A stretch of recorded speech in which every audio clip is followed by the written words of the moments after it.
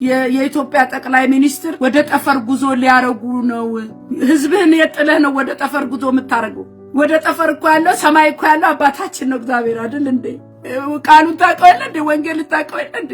ይሄን ህዝብ ለማጥለህ ነው ወደ ጠፈር የምትሄደው አንተ። ህዝብ መች አረፈ እዚህ? ህዝብ መች ሰላም አለው እዚህ? አባት አይደለም እንዴ? እረኛ አይደለም እንዴ? ወደ ጠፈር ጉዞ ሊያረግ ነው ዶክተር አብይ ተብሎ የጠፈር ነገር ለብሶ ምናምን ኦኬ። አስትሮኖሚ አይደለም የሀገር መሪና አይደለም። አስትሮኖሚ የመሆን እንኳን ጉጉት እንኳን ፍላጎት እንኳን ቢኖር ይህን ስራ የተቀመጠብህን ኃላፊነት ይህንን ህዝብ እንደ እረኛ እንደሌለው በግ የሚቅበዘበዘውን ህዝብ በስቃይ በመከራ ውስጥ ያለ ህዝብ እየጥለ ነው ጠፈር የምትሄደው አንተ። ምን ሆነ ነው ዶክተር አብይ? ምን ሆነ ነው የምታስበውን ነገር ለኛ ለህዝብ እንኳን ለጭንቅላት ለህዝብ ጭንቅላት አሁን በምን ጭንቅላት ነው ይሄን የሚቀበለው ህዝብ? ህዝቡን ያጸናናል። ያው አስትሮኖመር ብትሆንሽ ካልወክ ደግሞ ጡረታ ስትወጣ ከዚህ ኃላፊነት ስትነሳ አድቬንቸር ከፈለክ ወደ ጠፈር ሄደ መዝናናት ትችላለህ። እኛ እንደምናውቀው እንደ ክርስቲያን ደግሞ ጠፈር ደግሞ የእግዚአብሔር ነው፣ ቤታችን በሰማይ ነው። ወይ ጌታ ይመጣና ይወስደናል ወይ አንተ ትሄዳለህ ቀድመህ። ምን ማለት ነው ጠፈር ሄዳለሁ ማለት ምን ማለት ነው? ክርስቲያን አይደለም። በጣም ነው ማከብርህ፣ በጣም ነው የምወድህ። ግን እንዴት ነው ከቃሉ ጋር አይጋጭም? የአርቲፊሻል ኢንተለጀንስ እያልክ ደግሞ በጣም ፕራውድሊ ሆነ የምትናገረው ነገር ከእግዚአብሔር ስራ ጋር ይጋጫል፣ በጣም ይጋጫል። ስለዚህ የጠፈር ጉዞ ያልከው ነገር በጣም እኔ እንጃ።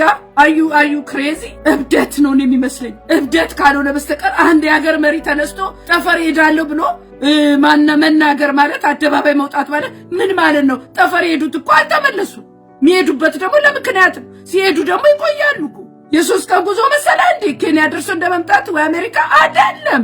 ማሰብ ያስፈልጋል። እንደ መሪ ማለቴ ነው፣ እግዚአብሔርን እንደሚያቅሰው ማለቴ ነው። በጣም ነው እኛ ምን ጸልየው፣ በጣም ነው የእግዚአብሔርን የምታቅሰው ስለሆንክ እኛም ደግሞ አብረን በአንድ አባት ልጆች ነን በሚል መንፈስ እግዚአብሔር እንዲረዳ እየጸለይን ነው፣ ጸልያለን ሁሉ ጊዜ። ግን ከእግዚአብሔር ሐሳብ ጋር ተስማማ። እኔ በጣም ላንተ ያለ ምክር በክርስቶስ ኢየሱስ አትፈር። ዶክተር አብይ አትፈር፣ አንተ የክርስቶስ ነህ። ይሄው ባለቤት ዝናሽ ታያቸው ትዘምራለች ጠዋት እንዳማታ። ጌታ ይባርካት። ሳታፍር ስልጣኗን ቁጭ አርጋ። ይሄ ነው ትክክለኛ። አንተም በትክክል የክርስቶስ ተከታይ ከሆንክ ክርስቶስን ከፍ አርገው። እዳዝማለ ሁይዋ ጠቅላይ ሚኒስትር ልትሆን ትችላለህ። የምትችለን ማሸነፊያ ኢየሱስ ክርስቶስ ወንጌሉ ብቻ ነው። በሱ አትሳቀቅ። የዓለም መሪም የሀገር መሪም ብትሆን አትሳቀቅ በኢየሱስ። እስላሞቹ በእስልምናቸው አይሳቀቁም፣ አይደራደሩ።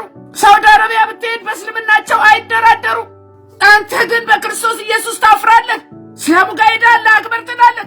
እዛ ሄደ ደግሞ እዛ ኦርቶዶክሶቹ ጋር ሄደ ደግሞ የሆነ መጽሐፋቸው ትሳለማለህ። ግራ ገባን እኮ እኛ። አንተ የክርስቶስ አለቀ በቃ ፒሪየድ። ልትሳቀቅ አይገባም። ማሸነፊያ ደግሞ ኢየሱስ ክርስቶስ ብቻ ነው። አይኖው ሁሉንም ደስ ማሰኘት እንደምትፈልግ፣ አይኖው የሁሉም መሪ እንደሆንክ። ግን ሃይማኖት የግል ነው። ሃይማኖት የወንጌል አማኝ ነህ። ለምንድን ነው ዛም አብረህ ቁጭ ብለህ የምትበላው? ለምን የኢየሱስ ክርስቶስ አይደለህም? አንተን አይቶ ሰው ወደ ክርስቶስ መምጣት የለበትም? ዶክተር አብይ ልማታችሁ ባልከፋ፣ ግን ይህን አርቲፊሻል ኢንቴሊጀንስ አያዋጣም። ህዝቡን ዳቦ መግቡ፣ ህዝቡን ፍቅር መግቡ። በአንተ ዘመን የፍቅር ወሬ ይምጣ። በአንተ ዘመን እርስ በርስ የመዋደድ ዘመን ይሁን። የክርስቶስ ኢየሱስ ባህሪ እሱ ነው። ክርስቶስ ኢየሱስ ፍቅር ነውና ፕሊዝ እናንተ አማኞች የሆናችሁ ባለስልጣኖች ባላችሁበት ታይም ልክ እንደ አስቴር ህዝቧን ነፃ እንዳወጣች በተለያየ ነገር የተያዘውን ህዝብ ነፃ አውጡ። በእናንተ ዘመን ክፋት አይንገስ። በእናንተ ዘመን መለያየት አይሁን። በእናንተ ዘመን ሞት አይብዛ። ይሄ ነገር በጣም ሊከነክናችሁ ይገባል። ልማታችሁ ጥሩ ነው። ጌታ ይባርካችሁ። ግን የባቢሎን ግንብ እንዳይሆን እፈራለሁ። ፕሊዝ ዛሬ መልእክት ይሄ ነው። የሰው ሰራሽ ነገር ትዕቢት ነው። አርቲፊሻል ኢንተለጀንስ ትዕቢት ነው።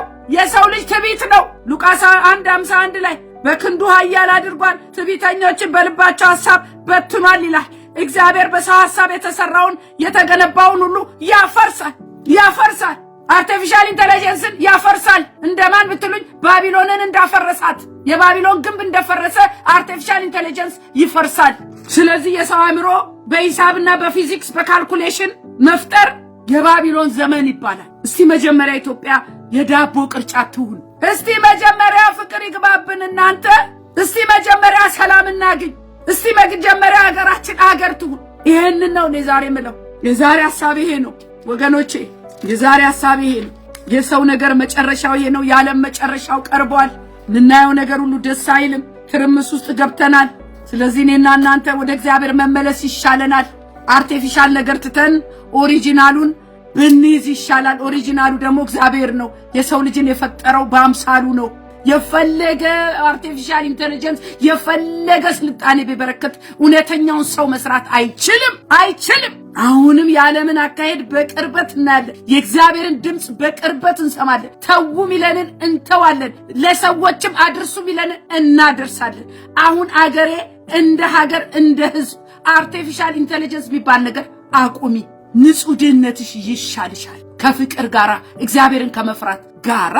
እናንተ የቤተ ክርስቲያን ሰዎች ደግሞ በዚህ ጉዳይ ላይ ተናገሩ፣ ስሩ፣ ትውልድን አሰልጥኑ። ኢየሱስ ክርስቶስ ይባላል የመዳኛው መንገድ።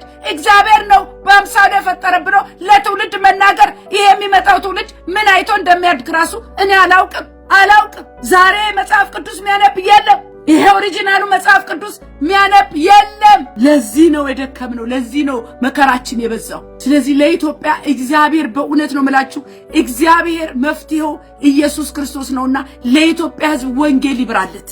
ከላይ እስከታች ደግሞ ለሕዝቡ ለመሪዎቹም ለሕዝቡም እግዚአብሔር ማስተዋልን ይስጥ። እኔ አሁን ዛሬ ዶክተር አብይ ወንድማለም በጣም ነው የምናገር። ዛሬ በጣም የምናገር በምን መሰለህ? አንተ እግዚአብሔር የምታውቅ የወንጌል ሰው ሆነ ባለፈው ጊዜ አርቲፊሻል ዝናብ አዘነብን ብለህ ተቆራጥተህ ትናገራል። ኤልያስ ነው ዝናብ ያዘነበው። እግዚአብሔርን ጠይቀን ነው እኛ በመንፈስ ነው መብለጥ ያለብን፣ በወንጌል ነው መብለጥ ያለብን፣ በእግዚአብሔር ነገር ነው መብለጥ ያለብን። ዝናብ በአርቲፊሻል ኢንተለጀንስ አዘነብን እና ታዲያ የሁሉ የሀገራችን ደረቅ መሬት ለምን አታዘንቡም ታዲያ? በአርቲፊሻሉ ከሆነ ይሄ እኮ እግዚአብሔር የሚሰራውን ነገር እኛ ምንሰራለን ማለት እኮ ነው። እና እግዚአብሔር በምን በለጥከን ነው? ፉክክሩ እኮ ከእግዚአብሔር ጋር ነው። ይሄ ገብቷቸዋል? እውነት መንፈሳዊ ሰው ካለ መንፈሳዊ ሰው ቤተክርስቲያን ይህን አትከለክልም። አገልጋዮች ይህንን አትናገሩ። ኧረ ረፉ አትሉ። ዝናብ አዘነበ ቢግዲል ኖ ዝናብ የሚሰጠው የሰማዩ አባቴ ነው። አርቲፊሻል ኢንተለጀንስ አይደለም። ይልቅስ ይህንን ህዝብ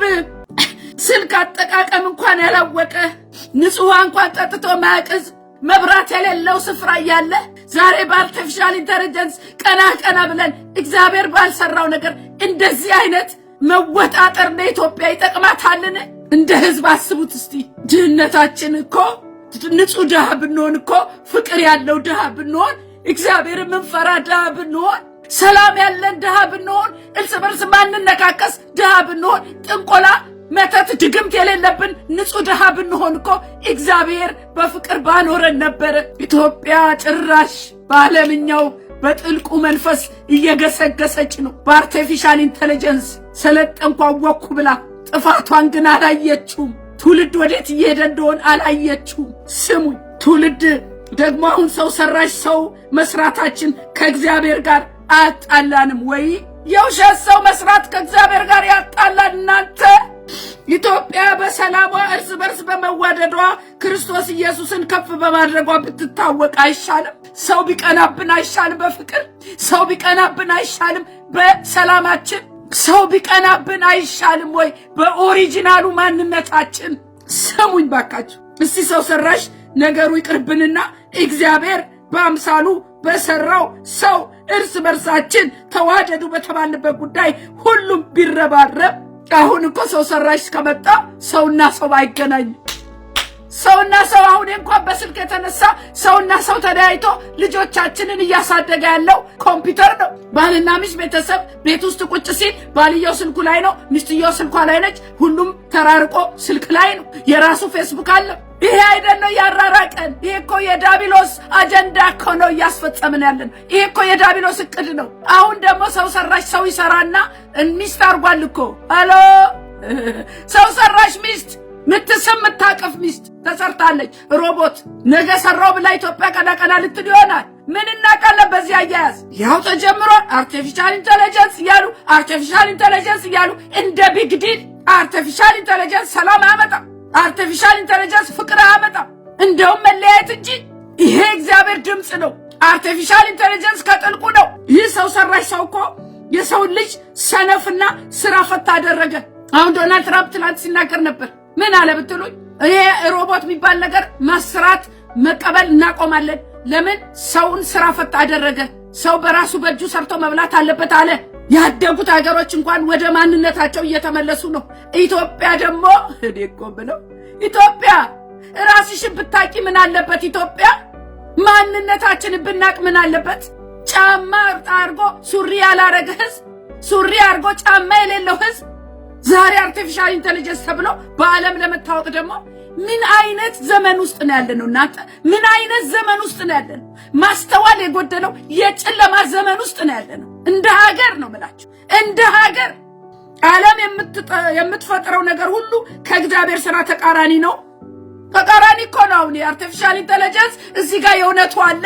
የእግዚአብሔር ስራ ሰው ከጌውን አፈር ያበጀው ሰው እኔና እናንተ በአምሳሉ የፈጠረን ሰው አለ እዚህ ጋር። ዛሬ ደግሞ ሰው እዚህ ጋር ሌላ አርቲፊሻል ሰው መፍጠር ጀመረ። ልክ እንደ ሰው የሚያስብ፣ ልክ እንደ ሰው የሚናገር፣ ልክ እንደ ሰው የሚሰማ፣ ልክ እንደ ሰው አእምሮ የሚሰራ ማን ፍጠሩ አለን እኛን? ማን? ለምን አርቲፊሻል ሰው? ለምን አጠገቡ ያለውን እውነተኛ ወንድሙን ያልወደደ ሰው ከሮቦት ጋር ሊኖር ነው? ሰው ማንነቱ ሲረሳ መስመሩ ሲስታያችሁት። በተለይ በእኛ ደግሞ በደሃ ሀገር በኢትዮጵያ ማንነታችን በጣም ያስጠላብናል። በጣም ስሙኝ ባካችሁ። ዓለም ያሉ ህዝቦች የተፈጥሮ ነገር ማግኘት ስላልቻሉ በውድ ዋጋ ይገዙታል። ኦርጋኒክ ተብሎ አሁን በጣም በውድ ዋጋ ይገዙታል። ይሄ አርቲፊሻል ማዳበሪያ ምናምን ያልተደረገበት ምናምን ኬሚካል ያልገባበት ነገር እኮ እኔና እናንተ ኢትዮጵያ ድሮ ምን በላዩ እኛን ያሳደገን አሁንማ በአርቲፊሻል ነው። አሁን ነው የኢትዮጵያ ህዝብ በሽተኛ የሆነው፣ ስኳር፣ ደም ብዛት፣ ኩላሊት። ለምን አርቲፊሻል እየበላ ህዝብ አለቀ። ድሮ በጓሮ ሽንኩርት፣ ቲማቲም፣ ድንች ነበረ እኛ ያደግን ጊዜ። ዛሬ በሽተኛ ሆነ ኢትዮጵያ ህዝብ። የመጀመሪያ ችግሩ ከአምላኩ ራቀ። ሁለተኛ ችግሩ ይህን ስልጣኔ ብሎ የዓለምኛውን ነገር ላይ ትኩረቱ ብልጭ ነገር ላይ ሆነ። እንዴት ሆኖ ነው ኢትዮጵያ ሰላም ብትሆን? በአርቲፊሻል ኢንተለጀንስ አምጧ ሰላም። እንግዲህ በአርቲፊሻል ኢንተለጀንስ የእግዚአብሔርን ሰላም አምጡ። እንግዲህ በአርቲፊሻል ኢንተለጀንስ እናንተ አርቲፊሻል ኢንተለጀንስ እያላችሁ ጠዋትና ማታ ህዝቡ በማይገባው ቋንቋ ምታደነቁሩ፣ ለኢትዮጵያ አርቲፊሻል ኢንተለጀንስ አያስፈልጋትም። እግዚአብሔር ይህንን ያለው ስልጣኔ መስሎን ጥፋት እንዳይሆን ከእግዚአብሔርም እንዳንጣላ እፈራለሁ። እኔ ተናግሬያለሁ። ይኸው በአማርኛ አርቲፊሻል ኢንተለጀንስ ምን ማለት እንደሆነ ያስተምራሉ። ኧረ ኢትዮጵያ ትንሽ ቆይ ባክሽ፣ ቆይ ኢትዮጵያ ቆይተው። እስቲ ኢትዮጵያ መጀመሪያ ህዝብሽን ፍቅር አስተምሪ። እስቲ ኢትዮጵያ መጀመሪያ ለህዝብሽ የዳቦ ቅርጫት ሁኚ። ጠግቦ ይብላ ሰው፣ ጠግቦ ይብላ ሄዳ ምግብ የለው። አርቲፊሻል ኢንተለጀንስ እንደገና ስራ አጥበስቶ ዳቦ መግቢ አጥግቢ እየተሰራ ባለ ከተማ ልማት እንኳን ፊልም የሚያይ የሚመስለው ህዝብ እንዴት ሆኖ ነው በሮቦት የሚገለገለው? እኔ ከተማ ይልማ አልልም። ኢትዮጵያ ትልማ፣ ከተማውም ይልማ። ህንፃ ጥሩ ነው፣ የመንገድ ልማት ጥሩ ነው፣ ሐኪም ቤት ጥሩ ነው፣ እርሻ ጥሩ ነው፣ ትራንስፖርቴሽን ጥሩ ነው። ነገር ግን አርቲፊሻል ኢንተለጀንስ ለኢትዮጵያ አያስፈልጋትም። መጀመሪያ ትውልዱን ህዝቡን ዳቦ አጥግቦ መጀመሪያ ፍቅር ይኑር፣ ሰላም ይኑር፣ ሰው በደህና ወጥቶ ይግባ፣ እግዚአብሔርን ይፍራ። ለልማት እንደዚህ ጥሩ መትጋታችሁ በጣም በእውነት እግዚአብሔር ይባርካችሁ። ዶክተር አብይም ሆነ አዳነች አቤቤ እግዚአብሔር ይባርካችሁ። ነገር ግን ፍቅር ላይ ስሩ፣ ኢንቨስት አርጉ፣ ፍቅር ላይ ኢንቨስት አርጉ፣ ዳቦ ላይ ኢንቨስት አርጉ፣ ሰላም ላይ ኢንቨስት አርጉ፣ አንድነት ህብረት ላይ ኢንቨስት አርጉ ከእግዚአብሔር ጋር። እናንተ አማኞች አይደላችሁም? ሁለታችሁ ፍቅር አይበልጥም? ምን ሆናችሁ ነው? ፍቅር አይበልጥም ወይ? እንዴት ተኝታችሁ ታድራላችሁ? ትውልድ እዚህ ጋር እየተበላላ ወንድሙ እየተበላላ እንደዚህ ፍርድ ተዛብቶ የሰው ልጅ ሞት እንደዚህ ረክሶ ምንድነው? ቆይ ምንድነው ኢንቨስት የምታረጉት? ፍቅር ላይ ኢንቨስት አታረጉም ወይ? ህዝቡስ ፍቅር አይሻልም ወይ? ህዝቡ ራሱ ወንድምን እርስ በርስ የምትጠላለው ህዝብ ይጠላላል ከስር። የኢትዮጵያ ህዝብ እርስ በርሱ ተጨካክኗል። በአጠቃላይ ማንም ለማንም አያስብም። ጠቅላላ ነው ኃላፊነት መውሰድ ያለበት መንግስት ብቻ አይደለም። ይሄ ሁሉ የሚመጣው ደግሞ እግዚአብሔርን ካለመፍራት ነው። መቼም ከቤት ውስጥ የሚነሳውን ጥፋት መንደር ውስጥ የሚነሳውን ጥፋት መንግስት እየቀሰቀሰ አይደል፣ እርስ በርስ ያለው ችግር ነው። ቤተሰብ፣ ጎረቤት፣ ከተማ፣ መንደር ብሎ አገር እየተበጠበጠ ያለ ህዝብ በሰላም እኖራለሁ ካለ ሂድና ውጋው የሚል መንግስት አለ? የለም።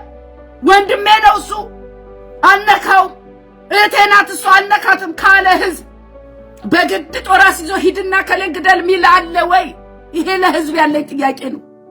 ሁሉም ሰላም ፈላጊ መሆን አለበት። ሁሉም ፍቅር ፈላጊ መሆን አለበት። ሁሉም እንደ ህዝብ እንደ ሀገር እግዚአብሔር መፍራት አለበት። ይሄ ነው ዛሬ ችግር ውስጥ የከተተ።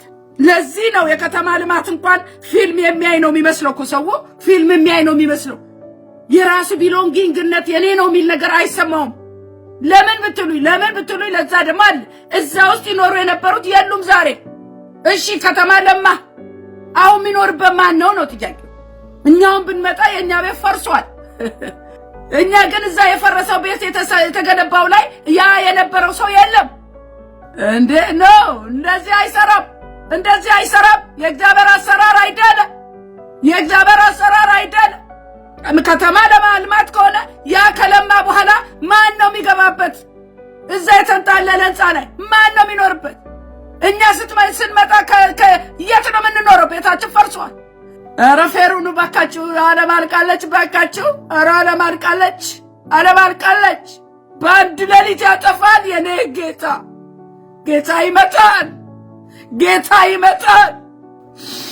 የምትጠፋ ዓለም ነው። ይሄንን ነገር እየሰራን አሁን አርቲፊሻል ነገር እየሰራን ትውልድ ግራ ምናጋባ፣ ትውልድ ግራ ተጋባ። በጣም ያሳዝናል። ትውልድ ከእግዚአብሔር ጋር ለማቀራረብ፣ ፍቅርን ለማምጣት፣ ረሃብን ለማጥፋት፣ ድህነትን ለመዋጋት ምን እየተሰራ ነው? እስከ መቼ የኢትዮጵያ ህዝብ እስከ መቼ በጥላቻና በዘረኝነት ሰክሮ እስከ መቼ? ስሙኝ ባካችሁ፣ ፖለቲካ አይደለም ማወራው። በዚህ በኤርምያስ 12:4 ላይ ምድሪቱ የምታለቅሰው ያገሩ ሳርስ የሚደርቀው እስከ መቼ ነው? የተቀመጡባት ሰዎች ፍጻሜያችንን አያይም ብለዋል እና ስለ ክፋታቸው እንስሶችና ወፎች ጠፍተዋል ይላል። እስከ መቼ የኢትዮጵያ ህዝብ? እስከ መቼ ኢትዮጵያ አምላኳን ባለመፍራት? እስከ መቼ ኢትዮጵያ በአመጽ? አሁን ዛሬ እኔ ዋናው መልክቴ አርቲፊሻል ኢንተለጀንስ ሰው ሰራሽ ሰው ኢትዮጵያ ልትሰራ አይገባትም። ከጥልቁ ነው። መቼ ታረቅንና ከእግዚአብሔር ጋር? መቼ ወደንና አጠገባችን ያለው ወንድም መቼ እግዚአብሔርን ደስ አሰኘንና? መቼ